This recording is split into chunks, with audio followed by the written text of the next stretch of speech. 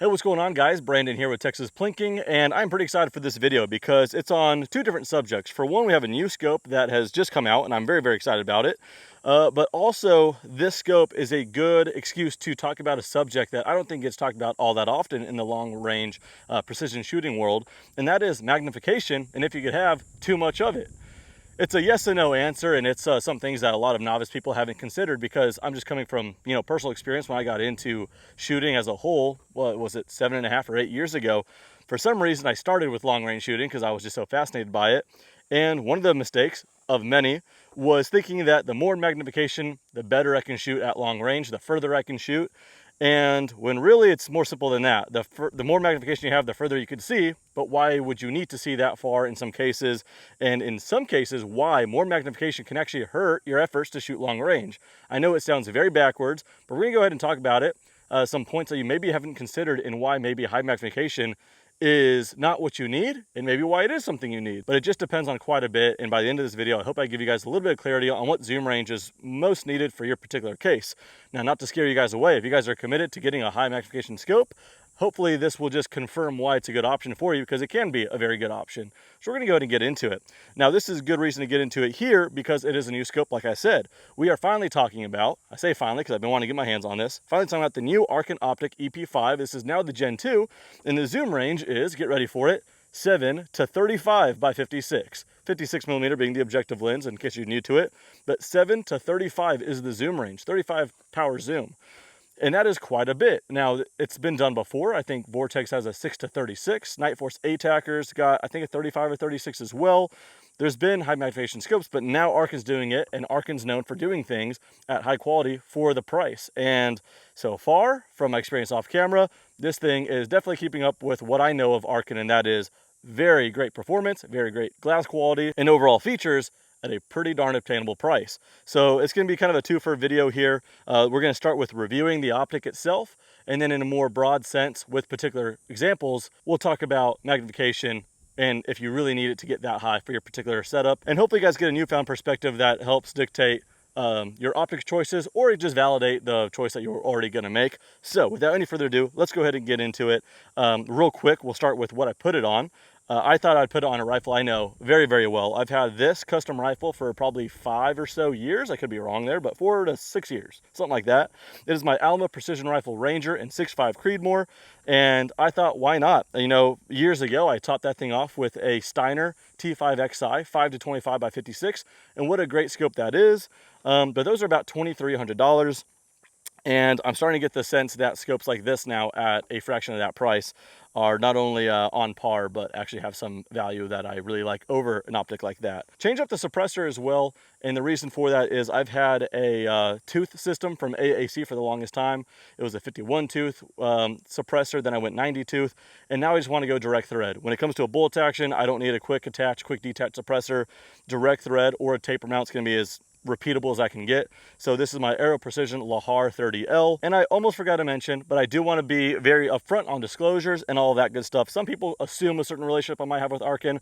Might as well just get the record straight because there's nothing to hide here. Arken Optics never paid me for any kind of review whatsoever. They don't give me product or do anything like that in anticipation for a video. I make the videos if and when I want to. The kickback I do get is on an affiliate basis. They reached out to me 4 or 5 years ago and said if I wanted to get my hands on an optic. I said sure. Then they wanted to discuss affiliate programs, and I thought, honestly, I don't know if it's going to be a long-term partner, so don't worry about it. But lo and behold, we did jump on an affiliate basis, and their optic was the EP4 4-16. And you could go back and watch the video from November of 2019 or 2020, whenever it was. I was genuinely so happy that an optic can do what it did at the price point. And from then on, I was hooked on Arken Optics from years ago. And since then, I have been happy to promote them, genuinely, and I do have that affiliated basis. So the only compensation I do get is if you guys use a coupon code Texas Plinking at checkout, it does give you the best deal currently available, but it gives me a kickback to show that I referred the sale. So I just want to mention that to keep it as transparent as possible. But along with that honesty, I hope you guys take my word for this as well. I only want to get on an affiliated basis and promote things when I genuinely back them up and would use them myself, as I will, as I recommend them to friends and family. And with Arken Optics, so far in the last 4 or 5 years, I have been, and I have been offered very similar affiliate programs with other optics that I don't see that value, and so I haven't promoted them. I hope you guys can take my word for that. So I want to get that disclosure out of the way for those who care for that, and I understand why you might. I guess first off, to give you guys the dimensions, let me take the sunshade off. I actually rarely run sunshades, but I thought I would now just because I've been getting a lot of glare lately. So it's a little smaller than it might appear initially. All this screwing off here is the sunshade. So that's the dimensions of the optic. We'll get into weight and dimensions in just a little bit here, but I'll screw that back on. So starting with the name, the EP series is their highest end from Arken Optic, and it's with the Japanese glass, really good glass quality. So not to jump ahead into the point of magnification, high magnification, I've seen a lot of optics with high magnification, but with cheap glass, and you're going to be zooming in high to a blurry image. I'm happy to report that this EP has that Japanese glass that I've known from Arken Optics, and it's very clear, even up to 35 power. On a day like today, what I'm going to be fighting is the heat of the suppressor and the heat of 105 degrees outside right now. It's going to be a little toasty, so there's always going to be a mirage. I don't think a scope is good enough to go through mirage, so that's just one of those things to expect when you go to high magnification. Is it will show mirage, but the glass quality I can tell you is very nice. 34 millimeter main tube diameter. Again, that was like amazing to have years ago, but we kind of expect that with the higher end optics now. Of course, you have zero reset, and with that on this optic you do have zero stop. Unbelievably easy to set. And I will say something I didn't expect is something about the silver pins, the 3 screws that you unscrew to get it to rotate, are a little beefier than any Arkens I've seen before. I didn't expect any change from this other than the zoom range, but looks like a couple things were refined. Very small details. But yeah, you could re-zero it and zero stop easy through the silver screw on the top, and then it locks in with the brass screw here. One of the easiest zero stops I've seen. Elevation on top, windows on the side. You have your parallax here, which is adjusting so nicely from what I'm seeing, and it seems to be true. At 100 yards, it's most clear when I put it on 100 yards, so it's nice that so far that's staying very true. And then you have your illumination on the side. It does have illumination just on the very center of the reticle. Speaking of the reticle, it will move as you zoom because it is a first focal plane, so as you zoom in, the image gets larger, as well as the reticle. That reticle is very information rich, but not overwhelming. That kind of classic Christmas tree that you know and love.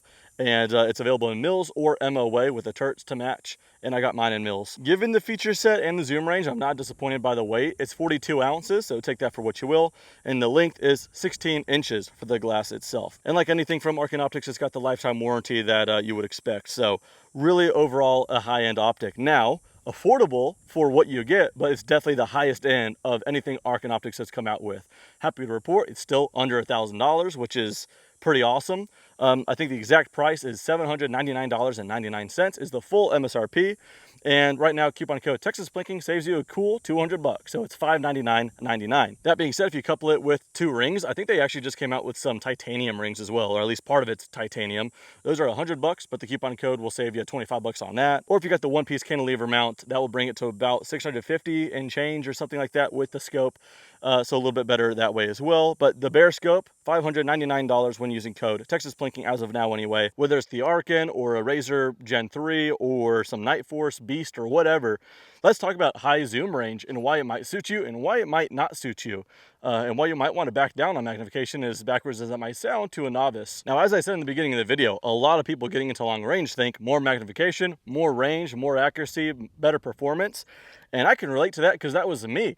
I bought, my first rifle was a Mossberg MVP LR chambered in 5.56, and I didn't know much at all. And that was kind of evident if you look at my first videos, a little embarrassing, but I'm keeping it out there for a reason, to show that we could all learn. I'm embarrassed to say this, but again, this was the learning experience. I pretty much bought the largest looking scope at like Field and Stream at the time. Again, this was like 7.5 years ago, so cut me a break. And I just put the biggest honking scope on there, and it happened to actually not have that much zoom range. It was actually pretty good for a 5.56. It was a 4-14 by 44, and the sunshade just made it look huge. So I'm like, I need that big piece of glass, and actually it ended up being a pretty good scope for that rifle, but I got lucky. If I had the choice, I would have put an astronomy telescope on the thing, thinking that's what you should do, but it's not. So the benefits of high zoom are pretty obvious, but I'll give you guys kind of pinpoints examples. You could zoom further, you could see further, or see the same distance but with more detail. Sounds amazing, why would you not want that? We'll get into some of the points of why you may not want it, but again, some of the benefits are when you get to zoom further, you'll have, well, we'll go with this case scenario, a militaristic standpoint is positive target identification. That being said though, a sniper might have a spotter with 60-time optical zoom, so he could do all the positive target identification. In our world of recreational shooting and or hunting, being able to see further, positive target identification, maybe more so in the sense of, imagine shooting long range and you don't know if you hit a target, a piece of steel or whatever you're shooting at. to be able to zoom, let's say someone has a 25 power zoom and you have 10 times power over them with good class quality, mind you, you'll be able to see maybe hit marks that they might not be able to see. So you'll be able to see those impacts. And to have that flexibility to be able to zoom that much further is pretty nice.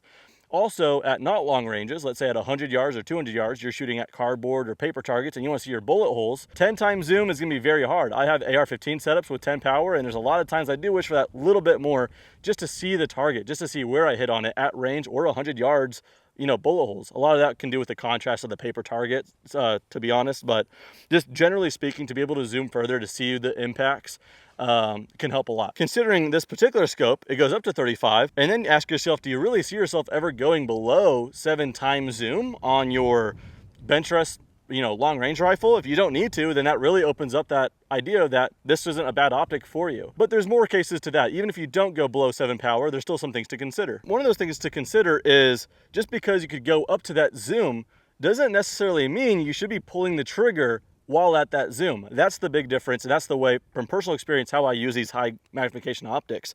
It's nice to be able to zoom that far just to see further in certain cases, but when it comes to actually shooting, I'm going to start backing it down for a couple of reasons, some more obvious than others. The one being recoil. Now, here's an interesting thing to think about. The times you see high magnification scopes, not always, but a lot of times, are two polar opposite worlds. Yes, you can see scopes like this with this magnification range on rifles for ELR, extreme long range, for like the king of 2 mile competitions. Yes, you can see a lot of scopes like that, but not all of them are equipped with high magnification scopes. Where you really see a lot of really high magnification scopes, as funny as it might sound, is high-end competitive 22 long rifles. The ones that are shooting not far at all, because a 22 doesn't kick all that much. So you can shoot a 22 long rifle, competition rifle, at all of its 35 times zoom. With a rifle like this, however, 6.5 Creedmoor, and it's actually fairly heavy because it's a bench rest rifle, I still don't see myself shooting it at 35 times zoom because I'm not confident enough I'm going to be able to stay on the target at 1,000 yards because it's so zoomed in that by the time it moves, even slightly, because it's only a 6.5 with a lot of weight, it'll still move enough that to find the target quick enough and see where it splashed. And now if it hit, that's great because I can just hear the steel get hit and I know. And then with all that zoom, I can see where I hit. But likely you might miss your first couple shots. And if you have no read on whether you miss left, right, high, low, you're kind of just donating money into the berm. So you really want to know where you missed, and then life is good again. Now, if you're zoomed in at 35 times zoom and you're shooting at that point, especially if you have, let's say, your long range setup, a lot of people want to, you know, equip a scope like this on their real long range setup, like let's say a 338 Lapua, that's going to kick a lot more. So it's almost, I know it sounds backwards, but it's almost like the longer range your caliber is intended to do, the more recoil it has, so the less zoom you're going to probably be needing because you really want to stay on target, and that might mean you're at 14 power, 15 power. It just depends on not only the caliber, but overall recoil management, how good you are at managing recoil, the caliber, how heavy the rifle is. That's going to be the biggest factors. That might be obvious to some, but maybe something you hadn't considered. A lot of times you go big caliber, big range, big zoom, and that's totally fine as long as you're knowing that you're probably going to want to back down that zoom while you're shooting. And then that zoom is nice no matter what the caliber is, just to be able to see that distance. Now, one point that might be less obvious to others because you maybe haven't experienced this when shooting long range, and so long range that you run out of elevation on your scope, and you're going to have to start using your reticle and that drop. Let's say we're shooting a 308 at a mile. A 308 can get there, but it's going to be kind of exhausted, so none of these numbers are going to jive, I know, but just to keep it easy, let's say our ballistic calculator told us to come up 30 mils at a mile. I know it's not accurate, but still. And let's say we're dialing, and then we go to 20 mils to keep it easy, and we run out of elevation. We cannot click the top turret up anymore. We're out at 20. You're not just going to aim at a cloud and guess. You could use your scope, reticle, because it's a first focal plane, so it's accurate and true wherever the zoom range is. And we can see the remaining 10 mils. So you just have to hold over that remaining 10 mils. So we dial 20 plus 10 through the scope reticle, easy money.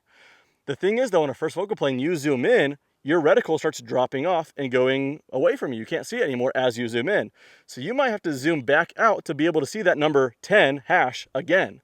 I hope that made sense. If you're fully zoomed to 35, well, actually, let me just take a look real quick. The biggest number I see is 4, and then I see the hash under that. So I can hold another 5 mils zoomed into 35. But imagine if I needed 10 mils. I'm gonna have to zoom out on this particular scope. There's finally my 10 hash again.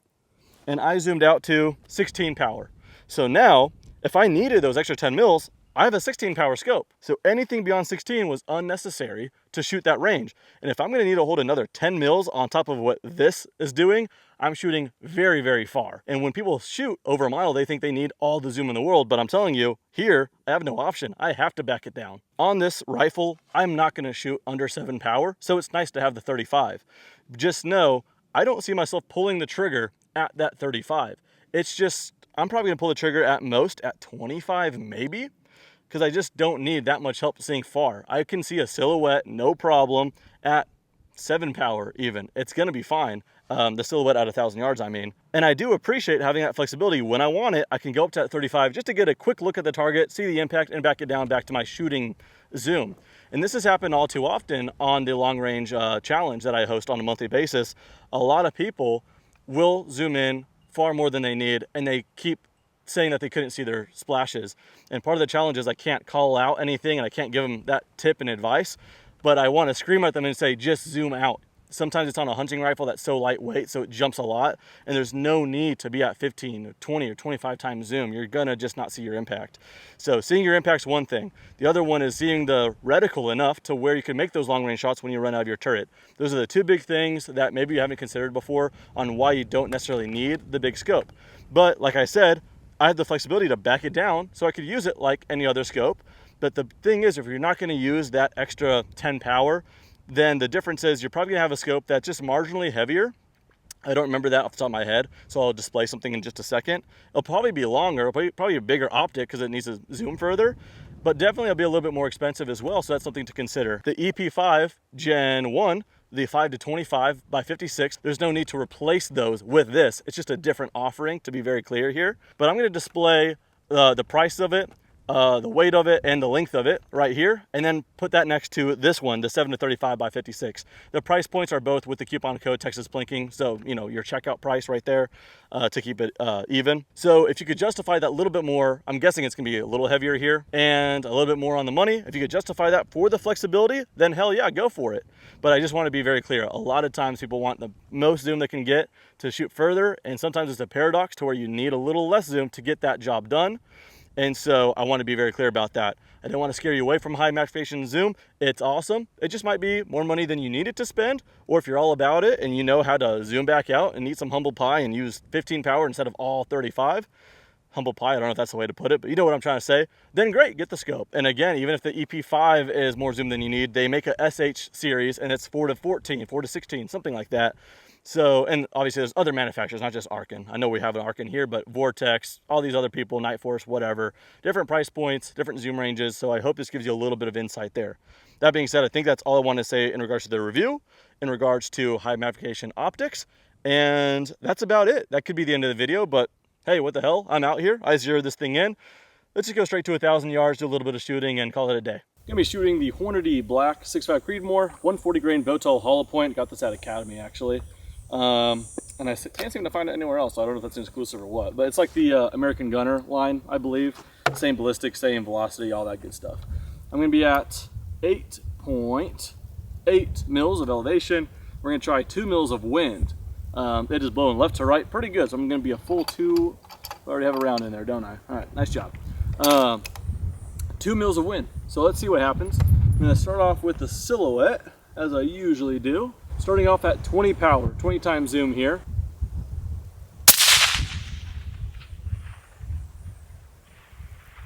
That tells me it was not enough wind.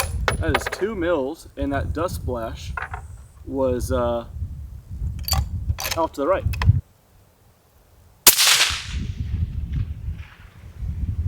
Dang, I don't mind high wind, but if it was just consistent, that'd be great. I should have considered I wasn't feeling the wind that bad that time. Now it's cranking.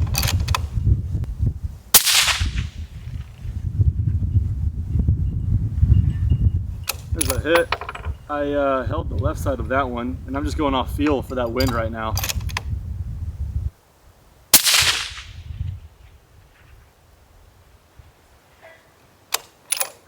There we go.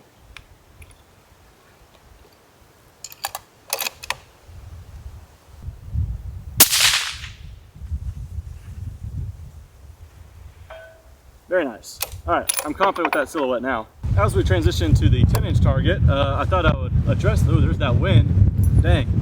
Hopefully you guys can hear me. I thought I'd address a comment I get a lot on the long range challenge and why a lot of people don't load their mags during the challenge. I'll load it now just because I rarely do. A lot of people get it the wrong way. A lot of people think they're doing it to look cooler and look suspenseful. I don't understand those kind of comments. People are really upset when people don't use their mags, as it turns out. I'll give you a little bit of reasoning on why I don't, assuming that's why some others don't as well. Shooting like this, these things only hold between 5 to 10 rounds. And I'm going to shoot more than 10 rounds for this video, so I don't want to keep loading and loading and loading and loading, whereas this is just like an endless supply, and the mag could just be here just to seat it, to hold it, and I could push it in, and you know, the bolt can do its job. So I don't know how many rounds I'm going to shoot, so I might as well not load it at all and just keep feeding it by the chamber. In the form of the challenge, same thing. You don't know if someone's going to hit it on their first round and second round and be done after 2 rounds, or if they're going to use all 10. And so they'll just kind of go as they go. Some people think it slows them down, gives them time to think about it.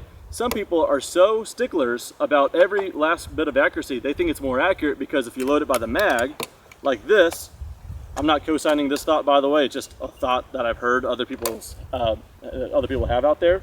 So if we load the mag, and by chambering it in, they think that bullet can get deformed out of its casing and be bent out of whack because of the feed ramp. I don't know about that. So nothing's gonna be tampered, obviously, if you put it right in there. So that's one thing people do. But yeah, I mean, my explanation is just that I don't know how many rounds I'm gonna shoot, so I might as well just load it one by one. I don't think it saves time to load the mag personally for what I'm trying to do. But I thought I'd explain that. I get asked that a lot. But we'll load, we did 5 in the mag here. All right, let's go for that white 10-inch target to the right of the orange one.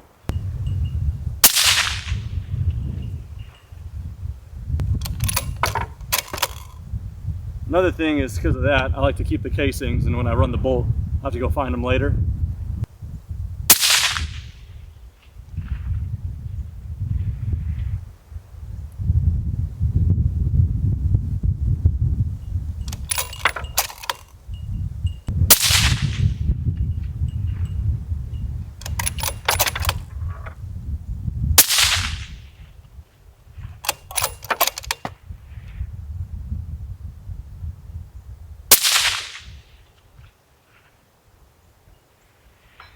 I'm such a wuss. I kept holding slightly higher, slightly higher, slightly higher, and then the last one I just committed to hold as high as you've been missing low. I don't know why I'm so conservative with come up sometimes. You know what, just because the sake of we're talking about the scope, let's go straight to 35 power and try to hit that 10-inch target again. And I don't care if I hit it or not, I'm just gonna tell you whether I'm able to stay on target or not with this heavy setup. And 6.5 Creedmoor, let's see. Oh, just off to the left. Another thing though is that zoom is zooming in to that Mirage, so I really would rather be down at like 20 power again, but it is possible to shoot at 35.